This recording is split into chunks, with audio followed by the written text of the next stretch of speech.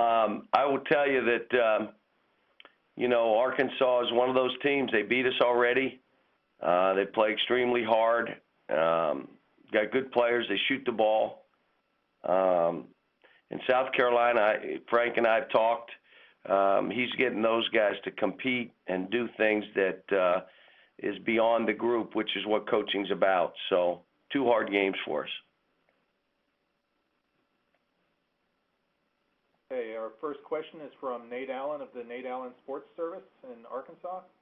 Coach, just how would you compare Arkansas and yourselves from now to since the last time you all played, as far as improvements or? Yeah, I would guess that both teams have gotten better. I've watched a couple tapes of them. A lot of the scrambling and stuff they're doing. They're even taking it to another level. I think they've got their breakdown guys really have the ability to get to the basket. And in our case, I hope we're better. I think we're better. Our numbers, today was funny. BPI had us 4 and said we're the 4th number 1 seed. Now, I'm not sure we're quite there, but you got other teams that have the same record as us in other places being rated that high. So I'm not sure we're to that point, but we are getting better. Thank you. Next is Bob Holt of the Arkansas Democrat-Gazette. Hey, Coach, how you doing today? Good. Hey, Michael Qualls, he had that big dunk. He'd been struggling quite a bit, and then he'd gotten suspended after that, but now he seems to really be playing well. Just wondered what you thought of his play, and I guess how much more aware would you guys maybe be of him based on what he did in the first game? Well, what he does athletically, he can stand out. He can do things and make plays that are broken down, and he still goes and makes a play. The rebound he got was off a missed shot, and he attacked the basket and won the game. We obviously know how good he is, but knowing how good he is and trying to slow a guy down are 2 different things.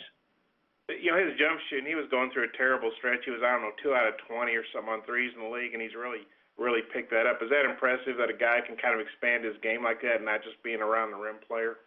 Yeah, I mean, and again, let's hope he goes back to 2 for 20 on our game, but he has the confidence to be able to do that. Tells a lot about the young man. Next is Larry Vaught of the Danville Advocate-Messenger. Good morning, John. I wonder if you could just talk a little bit how you feel Willie and Alex have been playing over the last couple of weeks and what you still want to see from them this next 3 weeks before you get ready for tournament. Well, he hadn't played as well as he has been playing, and you like to say it about Willie, and I'd say it about Alex. If we're going to be that special team, I mean, I think the RPI has us top 10, the BPI has us 4th. If we're going to be that kind of team, strength of schedule is 4th. If we're going to be that kind of team, he's got to perform. He's got to give us double-digit scoring and at least 6-7 rebounds. But he's capable of doing that. He is last couple games he's been in a little bit of the funk, but you know what happens? These kids aren't machines. Willie went through it, Andrew went through it, Aaron went through it, James went through it. They all go through it. They're not machines. They're not computers. This isn't a computer game. So hopefully he cracks out of it. He was in the gym last night on an off day.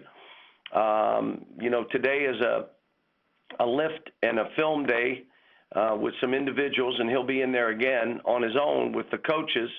But yesterday, like I said, he came in the gym on his own and said, let's get some work. How unusual or how encouraging was you when Alex did that for you? Did what for me? Came in and wanted to get some work on his own. Well, he didn't do it for me. He's doing it for himself.